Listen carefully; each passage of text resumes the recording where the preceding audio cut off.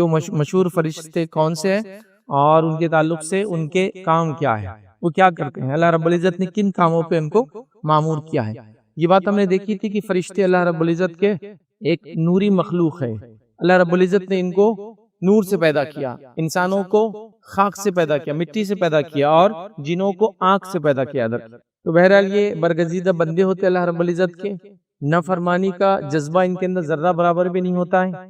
رب العزت جو حکم دیتا ہے اس حکم کو جو ہے بجا لاتے ہیں، اور مختلف کاموں پہ اللہ رب العزت نے ان کو معمور کر رکھا ہے۔ یہ بھی میں نے آپ کے سامنے رکھا تھا، اور ان کی ایمانیت کے اندر ہم نے دیکھا تھا کہ وہ فرشتے جن کے نام کے ساتھ ان کے کام کی تفصیل آئے تھے، ان کے اوپر مفصل جو ایمان رکھنا، اور دیگر لوگوں پہ جو ہے مختصر، اس میں مطلب جس کے بارے میں عمومی باتیں آئی۔ تو آج کچھ فرشتے جن کے تعلق سے ان کے نام بھی آئے ہیں اور ان کے کام بھی بتائے گئے، مطلب وہ کیا کام کرتے ہیں، کیا مقصد کے لیے اللہ رب العزت نے ان کو رکھا ہے، یا اہم ان کا کیا کام ہے، اس کے علاوہ اور بھی چیزیں کرتے ہیں واللہ عالم، ہم نہیں جانتے ہیں، چونکہ ان کی ایک اپنی ایک دنیا ہے، یاد رکھیں، جو دنیا نہ ہم نے دیکھی نہ ہم اس کو سمجھ سکتے ہیں، یاد رکھیں، سوائے اس کے کہ جب وہ لینے آتے ہیں تو پہلی بار غائب کی کسی چیز میں سے جو چیز ہم دیکھیں گے وہ فرشتے ہی ہوں گے، یاد رکھیں۔ مطلب ایک انسان غائب میں سے اگر کوئی چیز دیکھ لے تو اس کی موت رہتی ہے، یاد رکھیے، مطلب وہ چیزیں دیکھتا ہے جو انسین ورلڈ ہے، تو اس میں سب سے پہلی چیز جو مخلوق وہ دیکھیں گا وہ فرشتے ہی ہوں گے جو اس کو موت کے وقت لینے آئیں گے۔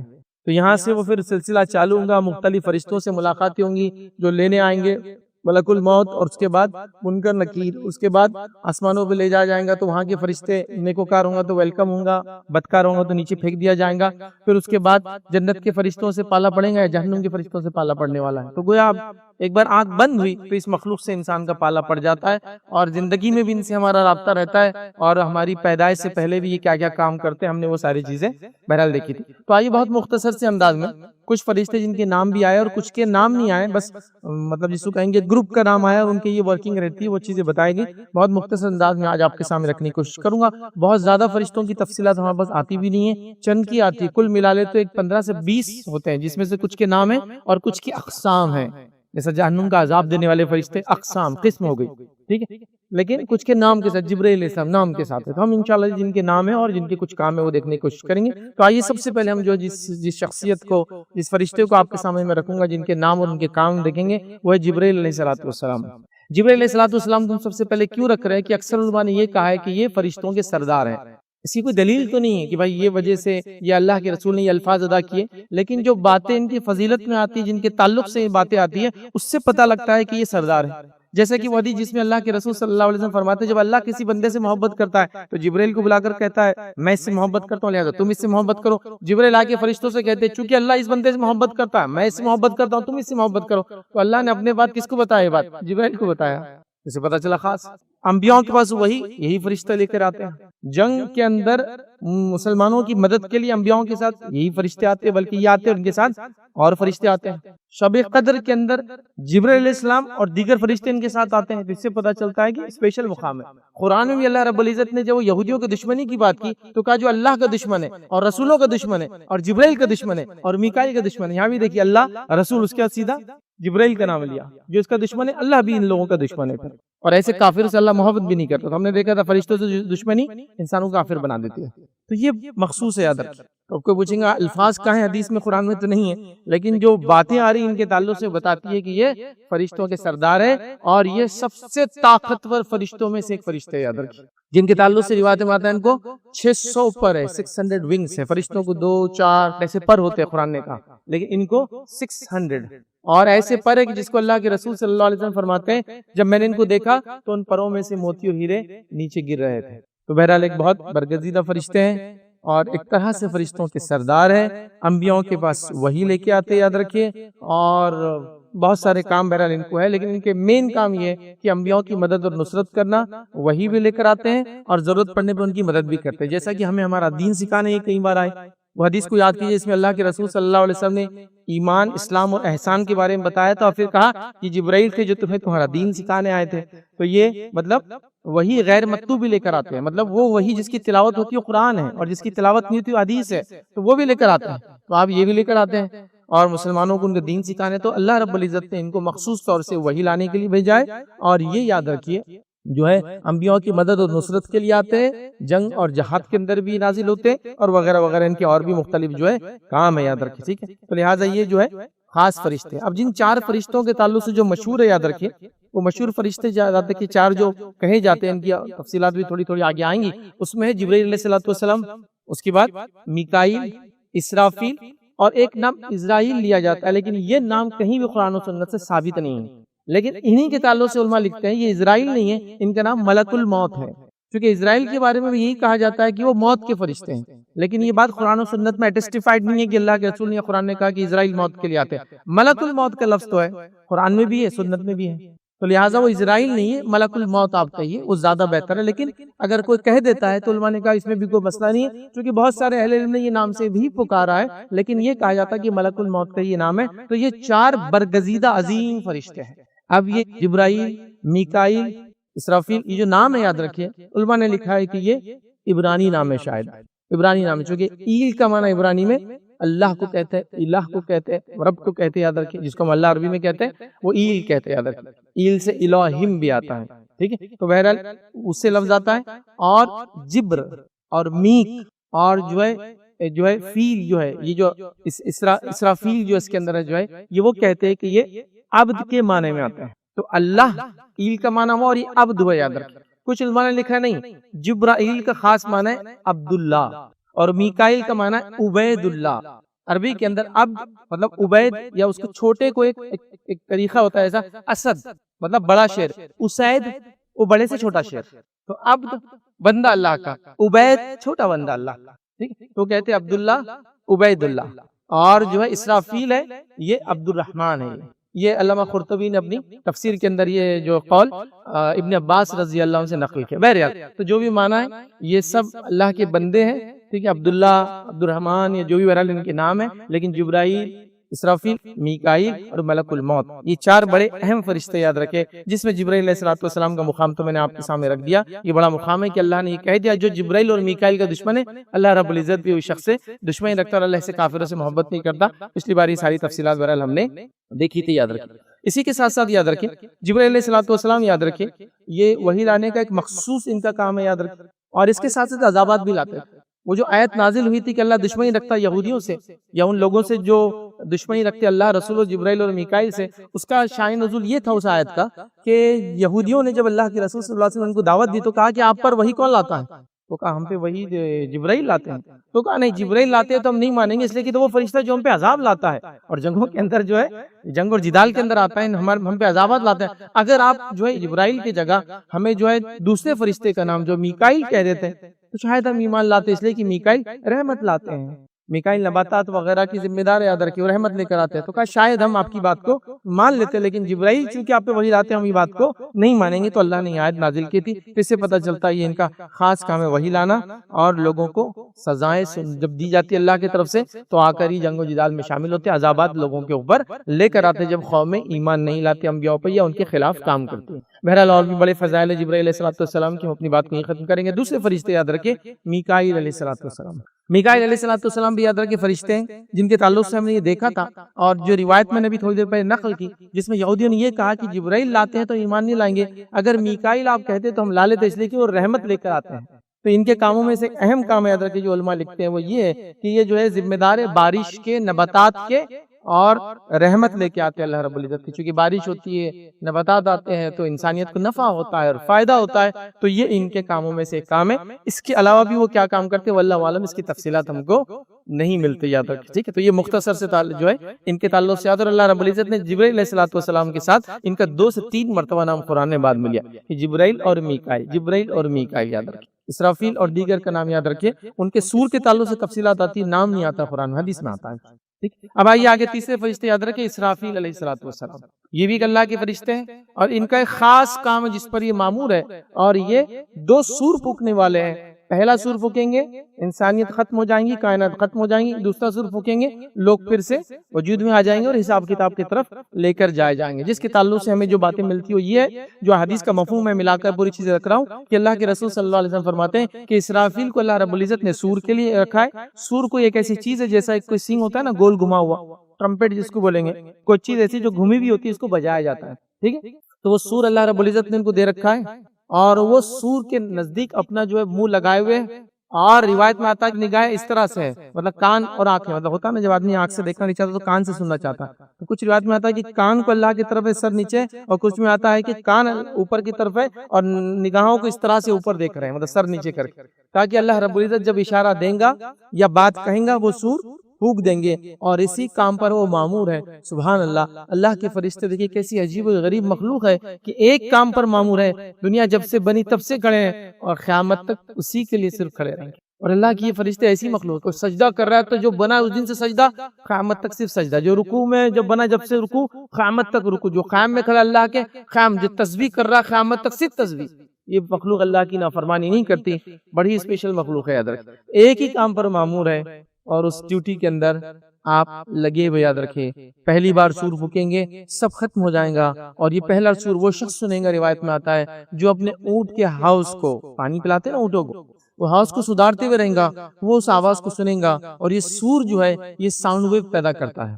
تو پتا چلا جو آواز ہوتی ہے، آواز ساؤنڈ ویو جو ہوتے ہیں، یہ سب سے پاورفل ویپن ہے، یاد رکھیں آج سائنس بھی لوگ بھی اس کو ڈیولپ کر رہے ہیں۔ آواز جو ہوتی ہے، اس آواز کے نتیجے میں ساری کائنات ختم، سب لوگ ختم ہو جائیں گے، یاد رکھیں اور ختم ہو جائیں گے، اور روایتوں کے اندر جو بات ملتی ہے کب تک ختم ہو جائیں گے، اور کوئی باقی نہ ہوگا اس سور کے بعد، کوئی نہیں، صرف واحد اللہ رب العزت کی ذات ہے، 40 ایئرز تک، 40 سال تک کوئی نہیں ہوگا، اور اس وقت جب اللہ اکیلا ہوگا تو کہیں گے، اللہ کہیں گے انا الملک، میں بادشاہ ہوں آج کا، کہ کہاں ہے زمین کے وہ بادشاہ، این الجبارون و این المتکبرون، کہاں ہیں وہ جو اپنی سلطنتوں پہ کیا بولتے تھے، بہت فخر کرتے تھے اور تکبر کرتے تھے، آج لاؤ ان کو میرے پاس۔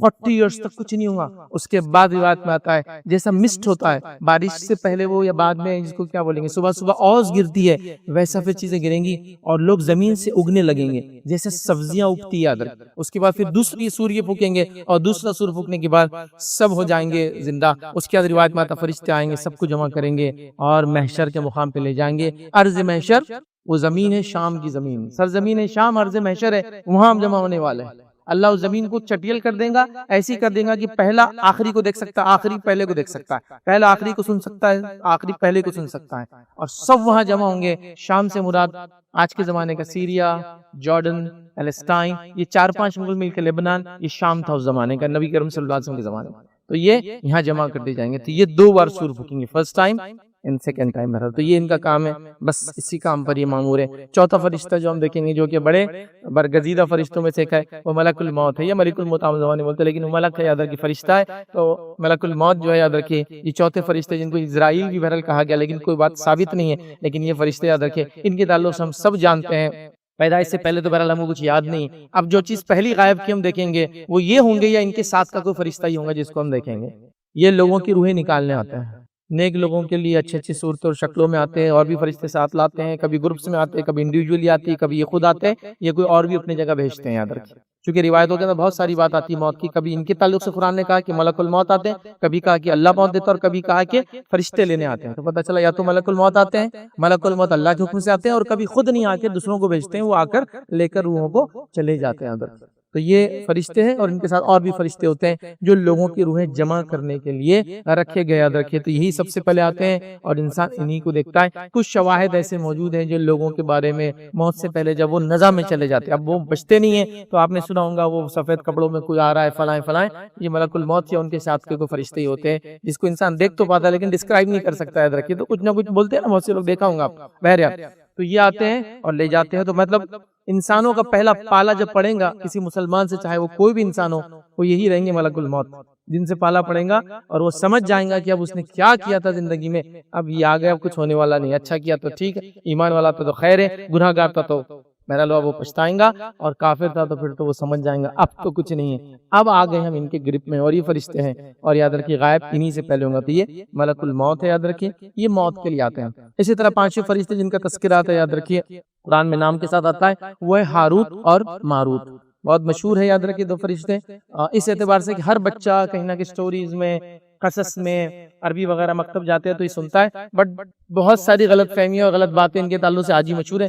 میں نے کسی نے مجھے ایک ویڈیو بھیجا تھا، بڑے ایک شخص تھے جو علامہ بتاتے تھے اپنے آپ کو، اور وہ بیان کر رہے تھے، اور وہ کہہ رہے کہ بابل کے اندر جو ہے معاف کر ہاروت اور ماروت ابھی بھی جو ہے ایک کنویں کے اندر بند ہے، لوگ جا کر ان کو آج بھی دیکھ سکتے ہیں۔ تعجب بھی ہو رہا تھا بیچاروں کی عقل پر کہ جب فرشتوں کو دیکھ سکتا ہے تو وہ غائب ہے، اور غائب کو دیکھ لے تو پھر اب زندگی نہیں ہے اس کی ادر۔ لیکن اب بہرحال قصے کہانیاں بڑے ہیں ان کے اطراف، لیکن یہ دو فرشتے تھے جو بابل کے لوگوں کی آزمائش کے لیے بھیجے گئے تھے، اور بہت تفصیلات ہے جس کی تفصیلات میں نے ایک جمعہ خود میں پوری رکھی تھی، جو ہم نے جادو کی حقیقت اس عنوان پہ میں نے بات کی تھی، تو اس میں میں نے پوری وہ آیت سورہ بقرہ سورہ نمبر 2 آیت نمبر 102 اس کو آپ پورا پڑھ لیں۔ اللہ رب العزت نے ہاروت اور ماروت کے تعلق سے پوری تفصیلات بہرحال بیان کی۔ یہ یہودیوں کے لیے آزمائش بنا کر بھیجے گئے تھے، یہ جادو سکھاتے تھے لوگوں کو، لیکن یہ کہتے تھے کفر مت کرنا، چونکہ یہودی نے اس بات کا اعلان کیا تھا کہ ہم توبہ کرتے ہیں گناہوں سے، اور خاص طور سے یہ جو جادو ٹونے کی وہ جو گناہ کرتے تھے ہم توبہ کرتے ہیں۔ تو اللہ رب العزت نے پھر دو فرشتوں کو ان کے پاس جو اچھا دینداری کا لباس پہنا کر بھیجا، تاکہ ان کو ٹیسٹ کرے بلا کر کہ پھر سے یہ کرتے ہیں کیا۔ تو یہ فرشتے جاتے تھے اور کہتے تھے ہم جادو سکھا رہے ہیں، انہوں نے تو بولا تھا کہ ہم جادو اب نہیں سیکھیں گے، ہم کریں گے کرائیں گے نہیں، تو اللہ نے ٹیسٹ کے لیے بھیج دیا۔ یہ جاتے تھے اور کہتے تھے ہم جادو ہے، لیکن سیکھ کر کفر مت کرنا۔ یہ لوگ سیکھتے تھے اور کفر کرتے تھے جادو کے ساتھ، اور سب سے پہلا کام کیا کرتے تھے؟ قرآن نے فرمایا کہ یہ میاں اور بیوی کے اندر جدائی ڈالنے کا کام سب سے پہلے کرتے تھے، چونکہ سارے جھگڑوں میں سب سے بڑا جھگڑا میاں بیوی کی جدائی کا ہے۔ چونکہ میاں بیوی کی جدائی دو لوگوں کا جھگڑا نہیں ہوتا ہے، دو لوگ لڑتے ہیں، دو خاندان لڑتے ہیں، بچے برباد ہوتے ہیں، اور کبھی کبھار دو شہر، دو ملک اور سلطنتیں بھی لڑ لیتی ہیں صرف میاں بیوی کی جھگڑے کی وجہ سے۔ تو یہ وہ کام کرتا ہے، اور اللہ کے رسول نے فرمایا کہ شیاطین آتے ہیں شیطان کے پاس ڈیلی، جو اس کے چیلے چپاٹے ہوتے ہیں، اور اپنے اپنے کارنامے بیان کرتے ہیں۔ کوئی کہتا ہے میں نے آج یہ کیا، میں نے آج وہ کیا، شیطان بولتا ہے تو نے کچھ نہیں کیا، تو نے کچھ نہیں کیا۔ جب ایک آ کر کہتا ہے کہ میں میاں بیوی کے بیچ میں جھگڑا لگا کے پڑے رہا، خوب کوششیں کی اور دونوں کو الگ کر کے رہا، تو شیطان اس کو تھپ تھپاتا اور کہتا ہے تو نے کام کیا، دوسروں کو بتاتا ہے یہ کام ہے۔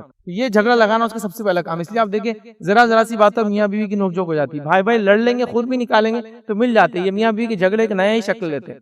اور آج کل تو بہرحال پھر کیا ہو رہا ہے، کورٹ کچہریاں، پولیس تھانے، فلائیں۔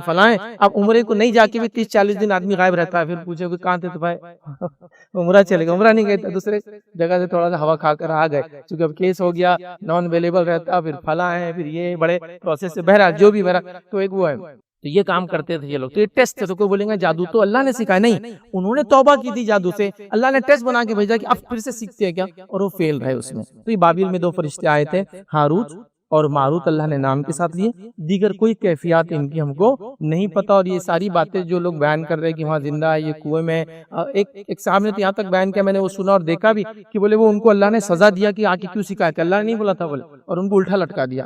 سبحان اللہ، یہ اللہ کے فرشتے ہیں، یہ نافرمانی کرنے والے مخلوق نہیں ہے اندر۔ بہرحال تو ہاروت اور ماروت بڑے ان کے اطراف میں قصے ہوتے، بہت تھوڑا سا واقعہ ہے، سورہ بقرہ کی 102 نمبر کی آیت پڑھ لے، پورا آپ کو ان کا واقعہ انشاءاللہ پتہ چل جائیں گے، اب وقت نہیں ہے کہ تفصیلات ہم لے۔ بہرحال چھٹا فرشتے ہم جو دیکھیں گے یاد رکھیے وہ ہے مالک علیہ السلام۔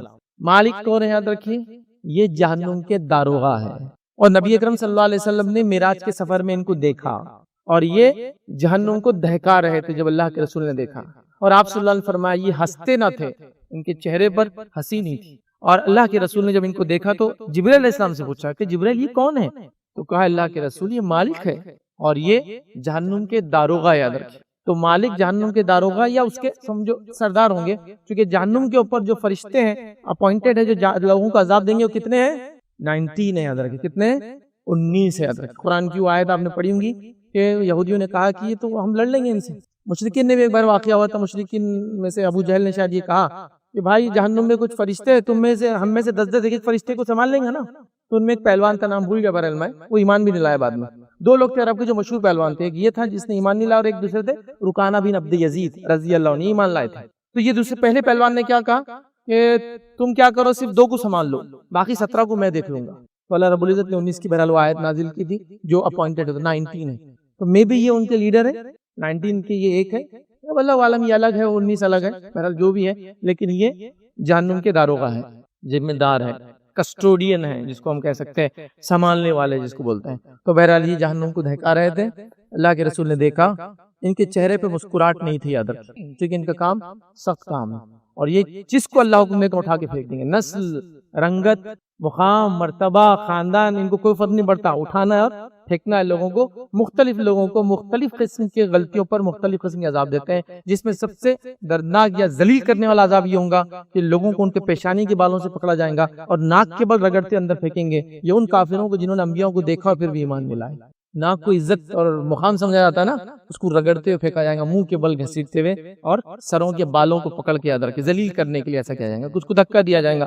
بہرحال الگ الگ عذاب ہے، تو مالک اس کے داروغہ ہے. ساتھ میں ہم دیکھیں گے یاد رکھیے فرشتے جو ہے وہ یہ جہنم کے دیگر فرشتے جن کے بارے میں تفصیلات ابھی رکھ چکا ہوں، جو کہ 19 روایتوں کے اندر آتا ہے. یہ ان کے شاید مالک سردار ہے یا پھر یہ ان کے ساتھ ہی واللہ عالم، لیکن جہنم کے فرشتے یاد رکھیں ان کا بھی تذکرہ قرآن میں آیا ہے. یہ 19 ہے جن کی تعداد آئی ہے، نام وغیرہ کچھ بھی تفصیلات اس کے علاوہ نہیں آتی ہے. اور ہم جانتے ہیں فرشتوں کی طاقت لا تعداد unimaginable powers ان کے پاس ہوتے ہیں، مطلب طاقت قوت ہوتی ہے سوچ بھی نہیں سکتے، ہم سوچ بھی نہیں سکتے. ٹھیک ہے، تو مشرکین نے مذاق اڑانے کی کوشش کی، یہودیوں کا یہ دعویٰ تھا کہ ہم چند دن جائیں گے عذاب، پھر فرشتوں کو دھکا دے کے جہنم سے نکل جائیں گے. تو اللہ نے کہا 19 تعینات ہے اس کے اوپر، ایک دو نہیں ہے، اور ایک بھی بہرحال کافی تھا. یہ تو 19 ہے یاد رکھے. بہرحال 8 فرشتے یاد رکھے وہ ہے جنت کے فرشتے اور رضوان.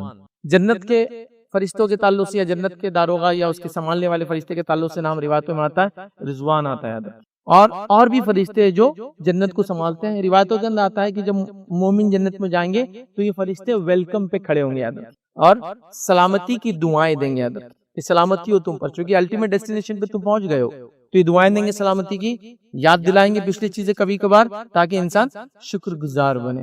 کیونکہ جنت کے اندر کوئی آدمی ذلیل نہیں کرے گا، رسوا نہیں کرے گا. کچھ روایتوں میں آتا ہے جو لوگ جہنم میں ہو کر جنت میں آئیں گے تو ان کے چہرے پر یا گردن پر غرب ایک داغ رہے گا، بلیک سپاٹ، اور لوگ دیکھ کر کہیں گے جہنمی. تو وہ ستانے کے لیے نہیں کہیں گے، وہ ان کو یاد دلائیں گے، جس پر یہ اور شکر کریں گے، اللہ کا حمد و ثنا کریں گے کہ اللہ نے بچا لیا وہاں سے. ایک پرماننٹ مارک رہیں گا تاکہ پتہ چلے یہ ڈائریکٹ نہیں آئے، ہو کر آئے جہنم. جنتی ان کو دیکھ کر کہیں گے جہنم میں، جس سے وہ پریشان نہیں ہوں گے بلکہ اللہ کا اور شکر ادا کریں گے، ہاں وہاں تھے، اللہ نے یہاں لا لیا عذاب کے بعد. لیکن یہ مشرک اور کافر نہیں ہوں گے یاد رکھیں. مشرک اور کافر کے لیے جنت حرام ہے، یہ بات یاد رکھیں. بہرحال جنت کے فرشتے ہیں اپوائنٹڈ، نام نہیں ہے. اور رضوان کے تعلق سے کچھ باتیں آتی ہے کہ یہ اس کے داروغہ ہے، ذمہ دار ہے. 90 ہم فرشتے جو دیکھیں گے ان کی یاد رکھیں، جن کے بارے میں آتا ہے یاد رکھیں اعمال کو لکھنے والے فرشتے، جن کے بارے میں تذکرہ آتا ہے، نام نہیں آتا ہے، جن کو کہتے ہیں کرامن کاتبین، لیکن یہ ان کا نام نہیں. کرامن اکرام والے، آنرڈ ون، کاتبین دو لکھنے والے. تو دو جو لکھتے ہیں اعمال، جو بڑے اکرام والے ہیں، شرف والے، عزت والے، مقام والے، یہ معنی ہے اس کا. ان کے نام نہیں، ہم لوگ اس کو کرامن کاتبین بولتے، نام ہے کرامن اچھائی کا لکھنے والا، کاتبین برائی نہیں. وہ کرامن کاتبین دو نام نہیں ہے، دو لکھنے والے اس کا معنی ہوتا ہے. تو یہ دو فرشتے اپوائنٹڈ ہے. روایتوں میں آتا ہے ایک رائٹ ہینڈ سائڈ اور ایک لیفٹ ہینڈ سائڈ، لیکن کاندھے پہ نہیں ہوتا ہے، اور یہاں نہیں ہے، کہاں ہے ہم کو نہیں پتا، لیکن ہے. بہت سے لوگ بولتے کاندھوں کو نہیں اچکانا، ویسے ایک کرامن ہے، دوسرے پہ کاتبین، ایسا کچھ بھی نہیں، اسی کو حقیقت نہیں. لیکن ایک رائٹ سائڈ ہے، ایک لیفٹ سائڈ ہے. رائٹ سائڈ والا وہ عمل لکھتا ہے جو آپ اچھے کرتے ہیں، لیفٹ سائڈ والا وہ عمل لکھتا ہے جو آپ برائی کرتے ہیں. ٹھیک ہے، تو دو اکرام والے لوگ جو ہمارے اعمال لکھتے ہیں، تو ان کا تذکرہ ہے لیکن ان کی بھی تفصیلات نہیں آتی، لیکن یہ لکھتے ہیں اعمال کو، اتنا ہم کو پتا چلتا ہے کہ رائٹ سائڈ ہے ایک لیفٹ سائڈ، دونوں ہوتے ہیں. یاد رکھیے اچھائی اور برائی کو لکھنے کے اعتبار سے. 10ویں یاد رکھیے فرشتے جو ہمیں پتا ہے، یاد رکھیے ان کے بارے میں بتایا گیا ہے، وہ نام کے ساتھ بتایا گیا ہوا ہے منکر اور نکیر. یہ دو فرشتے یاد رکھیے جس کو ہم کہیں گے ملک الموت کے بعد جو آئیں گے، وہ یہ یاد رکھیے، یا 3rd نمبر پہ آئیں گے، چونکہ ملک الموت لینے آئیں گے، پھر آسمان پہ جائیں گے، دروازے کھلیں گے نہیں. نیک لوگ ہوں گے تو کھول دی جائیں گے، سلامتی کی دعائیں دی جائیں گی، واپس بھیج دیا جائے گا. برے لوگ ہوں گے تو کھولے ہی نہیں جائیں گے، پھینک دیا جائیں گے. تو بہرحال وہ بھی ہے، لیکن وہاں دیکھیں گے نہیں دیکھیں گے ہم کو نہیں پتا، لیکن وہ بھی فرشتوں کا ایک گروپ ہے جو دروازوں کے اوپر تعینات ہے. نبی اکرم صلی اللہ علیہ وسلم جب معراج پر گئے تو پوچھا گیا کون ہے، دستک دی گئی، تو کہا جبرائیل ہے. کہا ساتھ میں کون ہے، کہا محمد صلی اللہ علیہ وسلم. کیا اجازت ملی تھی، کہا اجازت دی گئی، تو دروازہ کھلا. لیکن ان فرشتوں کی کوئی تفصیلات نہیں آتی، لیکن اشارہ ملتا ہے کہ جنت کے دروازوں کو وہ ہے. اور آسمان کے دروازے ہوتے یاد رکھیں، مختلف دروازے مختلف اوقات میں کھلتے ہیں. انشاءاللہ کئی موقع ملا تو وہ دروازے ان کی کیفیت اور کب کھلتے ہیں. لیکن ایک دروازہ یاد رکھیے جو ہمیشہ کھلا ہوتا ہے، جو کبھی بند نہیں ہوتا ہے، ہمیشہ جب تک قیامت کی پہلی علامت نہیں آئیں گی، وہ ہے توبہ کا دروازہ. ہمیشہ کھلا رہتا ہے، اس میں سے ہمیشہ دن ہو رات ہو، صبح ہو شام ہو، کفر کی حالت میں، برائی کی حالت میں، اچھائی کی، دروازہ کھلا ہے، قبول ہوتی رہتی ہے. باقی دیگر چیزوں کے لیے دروازے کھلتے ہیں، چیزیں اندر آتی ہیں اور باہر جاتی ہے، لیکن توبہ کا دروازہ اللہ نے قیامت تک کے لیے کھلا رکھا ہے. سوائے اس کے کہ انسان دنیا میں مر جائے تو مرنا اس کی موت ہے، سمجھو وہاں اس کا معاملہ بند ہوا، ورنہ قیامت میں دروازہ کھلا. بہرحال وہ بھی فرشتے ہیں. قبر میں آتے ہیں، سوال جواب کرتے ہیں. روایتوں کے اندر تفصیلات جو ملتی وہ یہ ہے کہ قبر میں آتے ہیں اور قبر کو چیرتے ہوئے آتے ہیں، پھاڑتے ہوئے آتے ہیں، اور بہت بڑے بڑے دانت ہیں، ٹھیک ہے، اور بہت بڑی بڑی آنکھیں، اور گرجدار جیسا بجلی کڑکتی ہے نا ویسی آواز میں بات کرتے ہیں، اور پھر یہ آ کے سوال کریں گے. جو 3 سوال قبر کے ہم جانتے ہیں. خبر کے اندر 3 سوال بڑے مشہور ہیں، لیکن خبر کے اندر 3 نہیں، ایک چوتھا سوال بھی یاد رکھیں جو ابو داؤد کی روایت میں بھی آتا ہے اور صحیح بخاری کی روایت میں بھی آتا ہے، لیکن وہ سوال نہیں ہے، وہ 3 سوال کے بعد ایک سوال ہونے والا ہے جو جواب دے دیں گا تینوں کے، تو فرشتے 14 سوال کریں گے، کیسے معلوم ہوا تجھے، کیسے پتا چلا یہ 3 سوالات کے جواب یہ ہے، تو گویا بتا دیا گیا جواب کہاں ڈھونڈنا ہے ہم کو، زندہ لوگ۔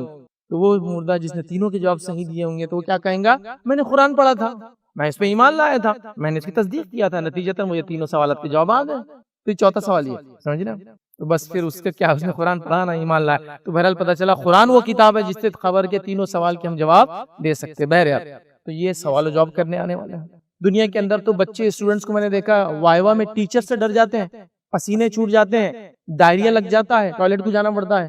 یہ منکر و نکیر 2 اللہ کے اپوائنٹڈ فرشتے ہیں، ان کا سائز کیا ہوگا، کیفیت کی 3 باتیں تو آ گئی اس کے اندر۔ اب اندازہ لگائی زمین پھاڑتے ہوئے کوئی چیز آئے، چھوٹی موٹی چیزوں کی آواز سن کے ہم ڈرتے ہیں کہ نیچے کیا ہے اوپر کیا ہے، پتہ نہیں جن بت تو نہیں ہے، تو یہ آنے والے، تو بہرحال ایک عجیب کیفیت ہے۔ بہرحال تو یہ فرشتے 11ویں چیز یاد رکھیں، فرشتوں کی قسم جو ہے وہ عذاب دینے والے فرشتے ہیں، جن کے تعلق سے قرآن نے جو ہے الزبانیہ ان کے بارے میں کہا۔ بہرحال تفصیلاً ایک واقعہ ہے جس میں نبی اکرم صلی اللہ علیہ وسلم کا مشرکین نے مذاق اڑایا، تب اللہ نے کہا کہ ان کو اس سے مزہ چکھائیں گا ان مشرکین کو روز قیامت۔ تو یہ فرشتوں کا گروپ ہے، یہ ایک نام نہیں، مطلب ایک گروپ کا نام، جیسا کوئی بولیں گے بیٹالین کا نام ہے، ایک ڈویژن کا نام ہے، تو ایسا نام ہے جو عذابات دیں گے، یاد رکھیے، اور لوگوں کو یاد رکھیے سزا دیں گے روز قیامت، یاد رکھیے۔ 12 فرشتوں کی قسم یاد رکھیے وہ ہے جو عرش کو اٹھائے ہوئے ہیں، حاملین عرش۔ یہ حاملین عرش یاد رکھیں، ان کا تذکرہ قرآن میں بھی نام نہیں ہے، اور ان کے تعلق سے کتنے ہیں یہ حاملین عرش؟ 8 ہے، یاد رکھیے 8 ہے یہ جو اللہ کے عرش کو اٹھائے ہوئے، اور عرش اللہ کی سب سے بڑی مخلوق ہے جو اللہ نے پیدا کی ہے، سب سے بڑی مخلوق۔ کتنی بڑی مخلوق؟ ایک روایت کے اندر الفاظ ہے کہ پوری کائنات، اب پوری کائنات کتنی ہو میں ابھی نہیں بتا سکتا کیونکہ سائنس میں بھی نہیں بتا پاتا، لیکن ہم جو ابھی دیکھ سکتے کائنات کو، یونیورس اس کو بولتے ہیں، اس کو 300 بلین لائٹ ایئرز تک ہم دیکھ سکتے ہیں، 300 کروڑ نوری سال، 300 کروڑ نہیں، 300 کھرب نوری سال، بلین نوری سال، اور لائٹ جو ہے وہ دوڑتی ہے 1,86,000 میل فی سیکنڈ، اور اگر رفلی بولوں تو 3 لاکھ کلومیٹر فی سیکنڈ سے دوڑتی ہے۔ تو ایسا اگر 300 بلین سال تک دوڑیں گی تو وہاں تک ہم دیکھ سکتے ہیں، اللہ اکبر، ابھی کائنات اور بھی باقی۔ تو یہ پوری کائنات کی مثال اللہ کی کرسی کے سامنے ایسی ہے جیسا ریگستان میں ایک انگوٹھی، کرسی معلوم اللہ کی بیٹھنے کی جگہ نہیں ہے، کرسی اللہ کا فٹ سٹول ہے، قدم رکھتا ہے اللہ تعالیٰ اس کے اوپر، جو سیاسن کے سامنے ہوتا ہے نا بادشاہ کے، جس پہ رکھ کے وہ چڑھتا ہے، فٹ سٹول ہے وہ۔ اور عرش کے بارے میں آیا کہ عرش کے مقابلے میں کرسی کی مثال ایسی ہے جیسے ریگستان میں ایک انگوٹھی، اتنا بڑا عرش۔ تو عرش اللہ کی سب سے بڑی مخلوق ہے جو اس نے بنایا ہے آج تک، سمجھے آپ؟ عرش کو اٹھانے والے 8 فرشتے ہیں، تو اتنا بڑا عرش اور 8 فرشتے اٹھائے۔ اللہ کے رسول صلی اللہ علیہ وسلم فرماتے ہیں میں نے عرش کے ایک فرشتے کو جو اٹھایا ہوا اس کو دیکھا، ملاقات نہیں ہوئی، دیکھا صرف، تو آپ نے فرمایا اس کے کان کی لو سے لے کر کاندھے کی مسافت 700 سال کی تھی، 700 ایئرس آف ٹریول۔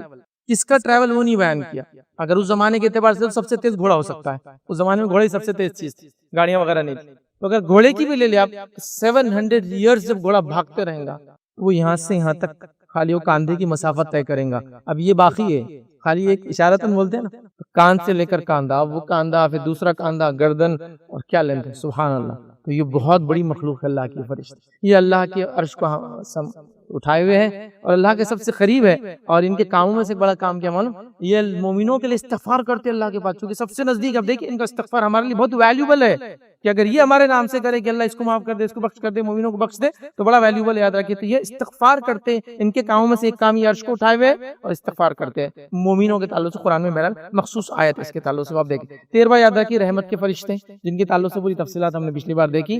یہ اللہ کے اپوائنٹڈ فرشتے، نام وغیرہ نہیں معلوم، ایک گروپ آف فرشتے ہیں جو رحمت لے کر آتے ہیں لوگوں کے پاس، اور کن وجوہات سے رحمت نہیں لاتے، وجوہات ہم نے 7-8 پچھلی بار جمعہ کے خطبات میں دیکھ لی۔ تو لہٰذا رحمت کے فرشتے، ان کا آنا، ان سے ہمارا تعلق ہونا بہت ضروری، یاد رکھیں چونکہ بڑے امپورٹنٹ ہے، یاد رکھیں۔ اسی طرح یاد رکھیں فرشتوں کے گروپ میں سے یاد رکھیں بادلوں پر مقرر فرشتے، بادلوں کے فرشتے، اللہ کے رسول صلی اللہ علیہ وسلم فرماتے ہیں بادلوں کے فرشتے ہیں اور بادلوں کو ہانکتے ہیں، جب کوڑے سے ہانکتے ہیں تو وہ آواز آتی ہے اور بجلی کڑکتی ہے، تو کوڑے سے ہانکتے ہیں اور لے کر، لیکن اس کے پیچھے ایک سائنٹیفک فینومینا ہے پورا، وہ بھی آپ دیکھ لیں، گرم اور ٹھنڈی ہواؤں کے ملنے سے ہوتا ہے. بٹ عقیدتاً ہم یہ بھی مانتے ہیں کہ فرشتے ان کو ہاک کے لے جاتے ہیں، جہاں اللہ چاہتا ہے برسانا وہاں لے جاتا ہے اور ان کو برسا دیتا ہے. یاد رکھیے تو بارش کے لیے اپوائنٹڈ فرشتے ہیں، جو رحمت کے فرشتوں کا ایک پارٹی سمجھ لیجیے، کہ بارش رحمت ہے. حدیث کے الفاظ ہے جب بارش ہوتی ہے تو دعا کرنا چاہیے، چونکہ اللہ کی رحمت برستی ہے اور اللہ اس وقت دعا کو قبول کرتا ہے. بہرحال ٹھیک ہے، تو یہ بھی ہے. اسی طرح 14 فرشتوں کی جو ختم یاد رکھی وہ ہے تقدیر کے لکھنے والے فرشتے ہیں، جو ہم سب جانتے ہیں کہ جب جنین بچہ ماں کے پیٹ میں 40 اور 40 دن 120 ڈیز 4 منتھس کا ہو جاتا ہے تو ایک فرشتہ اللہ سے پوچھتا ہے اللہ کتنا لکھوں عمر، کتنا لکھوں رزق، کتنی لکھوں زندگی، 4 سوال بہرحال وہ کرتا ہے. اور وہ ساری چیزوں کا جواب اللہ کہتا ہے لڑکا لکھوں یا لڑکی لکھوں، فلاں فلاں فلاں. تو وہ اللہ تعالیٰ بولتے جاتا ہے 4 سوال آتے ہیں بہرحال، لڑکا ہونا، لڑکی ہوں گا، نیکوکار ہوں گا، بدکار ہوں گا، جنتی ہوں گا، جہنم ہوں گا، کتنا جئیں گا، کتنا رزق، سب وہ لکھ دیتا ہے. تو تقدیر کو لکھنے والے فرشتے جو وہ کرتے ہیں. اسی طرح روح پھونکنے والے فرشتے، نکالنے والے فرشتے تو دیکھ لیے، روح پھونکنے والے بھی ہیں، جو ماں کے پیٹ میں جب بچہ 120 دن کا ہوتا ہے، جب روح اس میں ڈالی جاتی ہے تب تک وہ مطلب جان تو ہوتی ہے، روح نہیں ہوتی اس میں. تو بہرحال روح ڈالی جاتی ہے. اسی لیے جو فتاوے ہے کہ بیماریاں کوئی مسائل وغیرہ ہو 120 دن سے پہلے آدمی مجبور ہو جائے تو پھر سوچ سکتا ہے کہ بچے کو ضائع کیا جائے گا. نہیں، 120 دن سے پہلے شرعی وجوہات کی بنیاد پہ، شوق کی بنیاد پہ نہیں، بے وجہ نہیں سوچا جا سکتا. 120 ڈیز کے بعد نتھنگ، کچھ نہیں کیا جا سکتا. اب پیدا ہونا اس کا حق ہے، چونکہ اب جان ڈال دی گئی اس کا. ٹھیک ہے بہرحال. تو یہ تقدیر لکھنے والے فرشتے ہیں، روح کو لا کر وہ ماں کے جو ہے جنین کے اندر ڈالنے، جس کے بعد پھر وہ زندہ ایک انسان ہو جاتا ہے. چونکہ انسان جو ہم کہہ رہے ہیں، جو بندہ کہہ رہے ہیں کہ اس میں روح ہوتی ہے، جسم ہوتا ہے اور جان ہوتی ہے، تینوں ہونا ہے. ورنہ انسان جب مر جاتا ہے تو اس کے اندر کیا چیز کی کمی ہوتی ہے؟ صرف روح نکل جاتی ہے، تو باڈی کام کی نہیں رہتی. پھر جسم بھی ہے اور اس کے اندر روح نہیں ہے تو بس جان بھی چلی جاتی پھر روح کے ساتھ. یاد ہے تو روح بڑی اہم چیز ہے، یاد ہے تو روح ڈالنے والے فرشتے.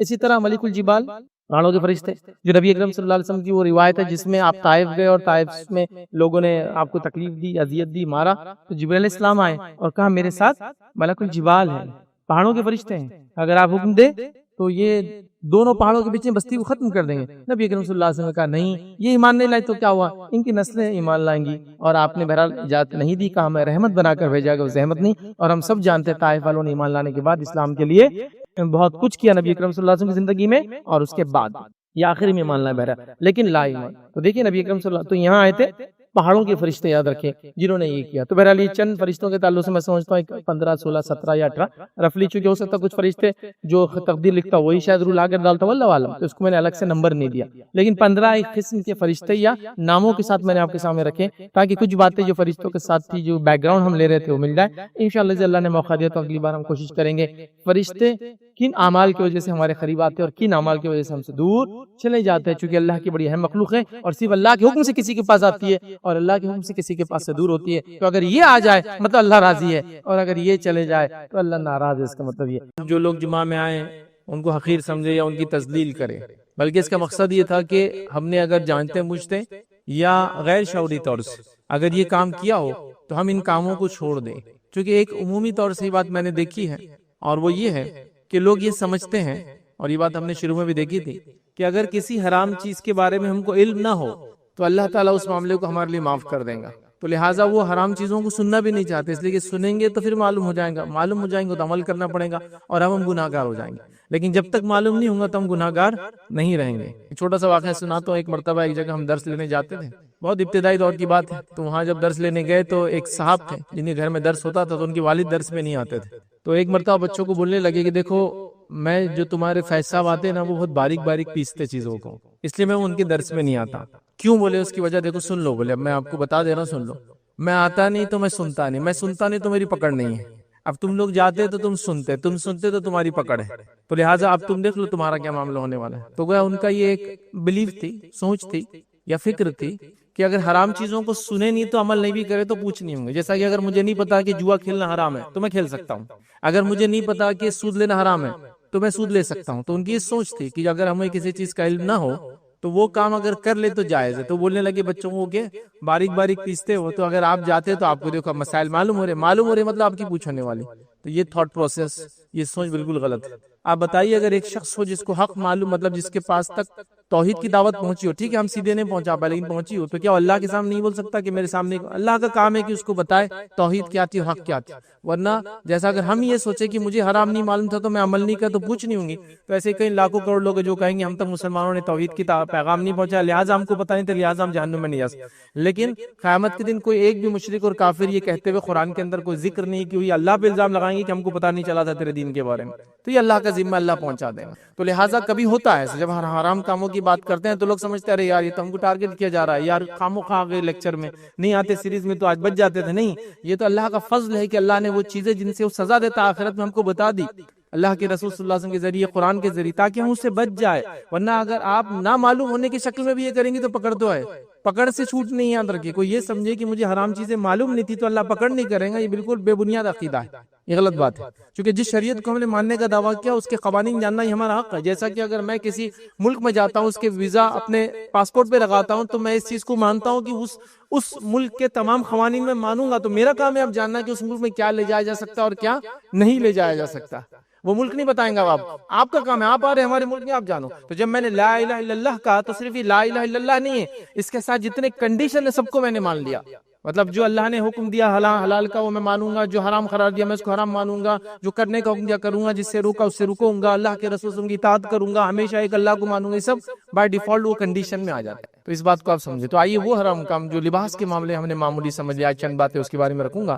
تو پہلی چیز انشاءاللہ ہم جو دیکھیں گے وہ یہ ہے کہ لباس کا یاد رکھیے. یہ معاملہ کچھ باتیں مخصوص مردوں کے بارے میں تو میں کہہ دوں گا مردوں کے بارے میں، کچھ باتیں مخصوص عورتوں کے بارے میں تو کہہ دوں گا عورتوں کے بارے میں. تو یہ مخصوص بات مردوں کے بارے میں، اس میں لیکن عورتوں کو بھی علم ہے، وہ اس لیے کہ ان کو اپنے مرد بچوں کو یہ کام کروانا ہے. ظاہر سی بات ہے ان کے لیے علم تو سب کے لیے. تو یاد رکھیے لباس کو یاد رکھیے اپنے ٹخنوں سے نیچے پہننا. یہ مردوں کے لیے خاص ہے، عورتوں کے لیے نہیں ہے. عورتیں تو پورا نیچے تک پہنیں گے، وہ لڑ بھی جائے تو کوئی مسئلہ نہیں. ٹخنوں سے اونچا پہننا یاد رکھیے. اور یہ لباس کا وہ حرام کام ہے جس سے ہم نے معمولی سمجھ لیا. یاد رکھیے معمولی مطلب یہ کہ حرام کام ہے لیکن ہم سمجھتے کچھ نہیں ہوگا، اگر ہوگا بھی تو تھوڑے دن عذاب ملیں گا پھر ہم جنت میں انشاءاللہ چلے جائیں گے. لیکن جو ازبال کرتا ہے، ازبال مطلب ٹخنوں سے نیچے پینٹ، پیجامہ، لنگی، پتلون، سوپ کو لٹکانا، اس کو بولتے ازبال. اور کرنے والے کو بولتے عربی مسبل، کرنے والا مسبل. ٹھیک ہے، تو جیسا صلاح نماز، مسلی نماز پڑھنے والا، تو جو ازبال مسبل جو ازبال کرنے والا ہے. تو اس کے تعلق سے اللہ کے رسول صلی اللہ علیہ وسلم نے بہت سخت وعید کی، مطلب کوئی عام وعید نہیں کی کہ چل جاتا ہے بلکہ. آئیے نبی اکرم صلی اللہ علیہ وسلم لباس کے اس مسئلے کے بارے میں کیا فرماتے ہیں اور کہتے ہیں. صحیح مسلم کی روایت ہے، اللہ کے رسول صلی اللہ علیہ وسلم فرماتے ہیں کہتے ہیں 3 آدمیوں سے اللہ تعالیٰ قیامت کے دن ہم کلام نہ ہوں گا، بات نہیں کریں گا. 3 لوگ ایسے ہوں گے جن سے اللہ بات نہیں کریں گا روزے، ہم کلام نہیں کریں گا. ایک نقصان. پھر فرمایا نہ ان کی طرف نظر رحمت سے کبھی دیکھیں گا. دوسرا نقصان، ان پہ نظر رحمت نہیں دوڑائیں گا. نظر رحمت جس پہ نہیں ہوں گی وہ جنت میں نہیں جا سکتا. یہ بات بالکل طے ہے. تو نظر رحمت نہیں دوڑائیں گا، دوسرا مسئلہ. تیسرا آپ نے فرمایا اور نہ ہی انہیں گناہ سے پاک کریں گا، چونکہ نظر رحمت نہیں ڈالیں گا تو گناہ سے پاک، نہ ہی انہیں گناہ سے پاک کریں گا.